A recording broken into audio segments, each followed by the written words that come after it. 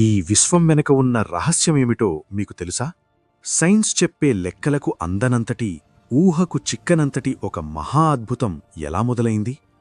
అంతా శూన్యం, అంతా చీకటి, కాలం అనేదే పుట్టని ఆ క్షణంలో ఒకే ఒక్క స్వరం వినిపించింది.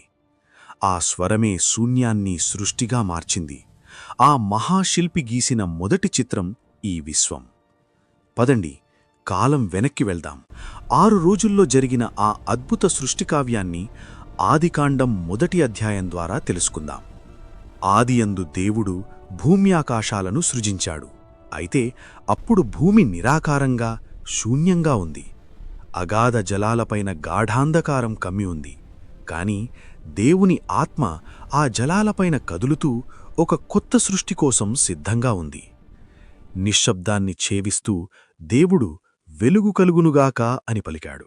అంతే, ఆ క్షణమే వెలుగు ఉద్భవించింది. ఆ వెలుగు మంచిదని దేవుడు చూశాడు.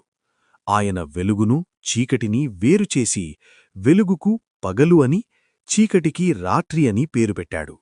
సాయంకాలం, ఉదయం కలుగగా అది మొదటి రోజు. రెండవ రోజున దేవుడు జలాల మధ్య ఒక విశాలం కలిగి జలాలను వేరు చెయ్యాలి అని ఆజ్ఞాపించాడు. అలా పైన ఉన్న నీటిని, కింద ఉన్న నీటిని వేరు చేస్తూ మధ్యలో ఆకాశం ఏర్పడింది. ఇది రెండవ రోజు. మూడవ రోజు దేవుడు ఆకాశం కింద ఉన్న జలాలన్నీ ఒకచోట చేరాలి, పొడినేల కనిపించాలి అన్నాడు. నీరంతా వెనక్కి తగ్గి సముద్రాలయ్యాయి. పొడినేల భూమి అయ్యింది.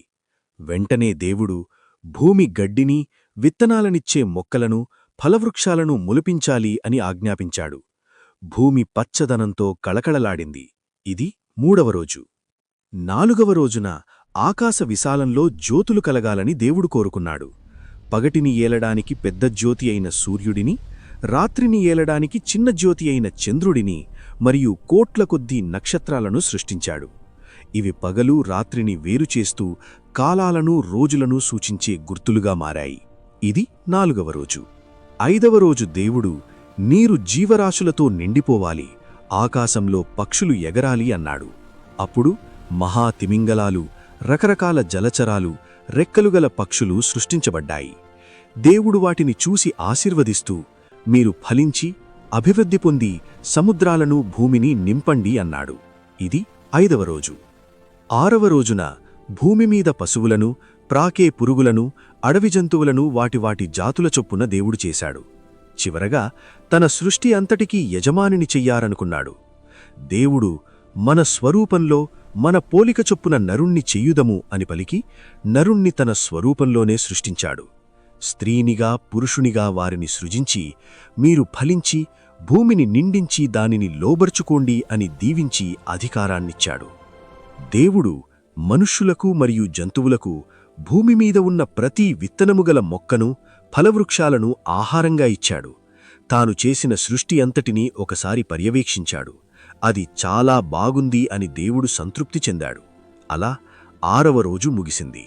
చూశారా, మనిషి ఊహించలేని ఈ అద్భుత సృష్టి వెనక ఎంతటి క్రమముందో, ఎంతటి ప్రేమ ఉందో. ఒక శిల్పి ఒక విగ్రహాన్ని మలిచినట్లు దేవుడు ఈ విశ్వాన్ని మనకోసం సిద్ధం చేశాడు. 6 రోజుల్లో ముగిసిన ఈ సృష్టికార్యం 7వ రోజున విశ్రాంతితో పూర్తయింది. ఈ వీడియో మీకు దేవుని సృష్టి పట్ల కొత్త అవగాహన ఇచ్చిందని ఆశిస్తున్నాను. మరిన్ని బైబిల్ సత్యాల కోసం, ఆసక్తికరమైన కథనాల కోసం మన ఛానల్ని సబ్స్క్రైబ్ చేసుకోండి. ఈ సృష్టిలో మీకెంతో నచ్చిన విషయమేంటో కింద కామెంట్ చేయండి. దేవుడు మిమ్మల్ని దీవించునుగాక. సెలవు.